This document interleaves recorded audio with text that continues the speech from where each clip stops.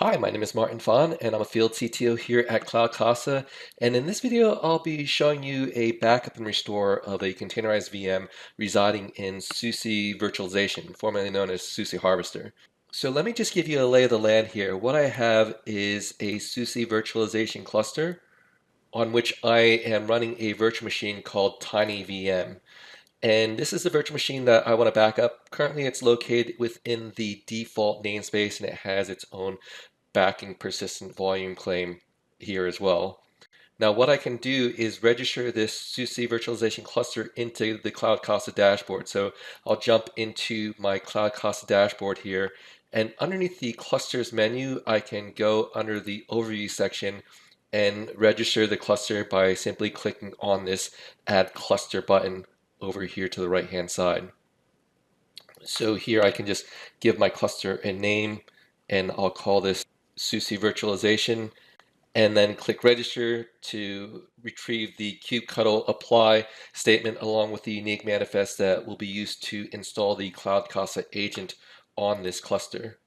Now what you can see from my list of active clusters is that I already have some SUSE clusters scanned in, with one of them being the SUSE Virtualization or Harvester cluster, which is now in an active state.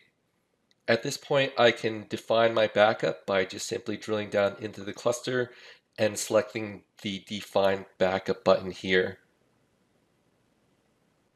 From this point, I'll drill down into the VM and PVCs menu and then issue a select resources to back up the VMs that are located underneath that cluster. And in this case, I can see the TinyVM listed here. I'll click confirm and choose all the default options for my cluster, including the schedule.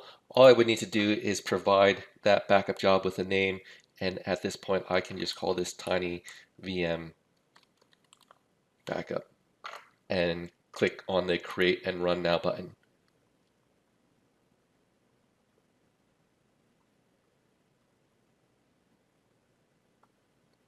As the backup job is running, I can go over to the dashboard and select the running backup job listed in the activity details list and verify the activity that is occurring with that job run.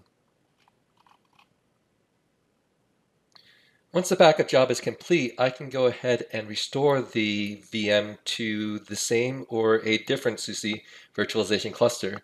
And from here, I can click on the clusters menu and select restores to define a restore job of the VM that I just backed up from that SUSE cluster.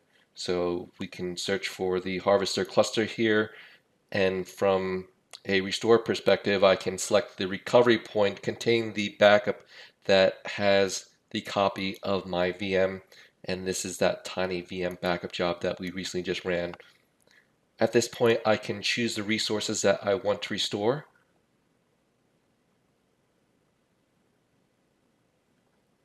Which will be the virtual machine that we had selected for backup, in this case TinyVM, and then choose to apply additional transformation options, such as the destination that I want to restore this to. In this case, we'll restore it back to the original cluster contained within a different namespace. So we'll add a suffix to our namespace here called -restored. And then we have some VM options that we can apply to our VM to determine how it is brought online after the restore is complete. In my case, I will leave the VM within a powered off or halted state. I'll provide my VM restore job with a name and click save and restore.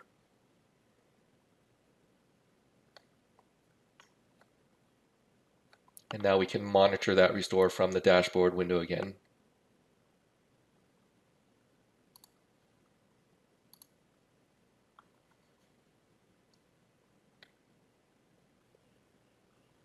So now that we can see that our restore is successful, we can jump back to our Rancher user interface and take a look at the newly restored VM. And as you can see, it restored to a namespace with the dash restored suffix, and you can see our tiny VM listed here.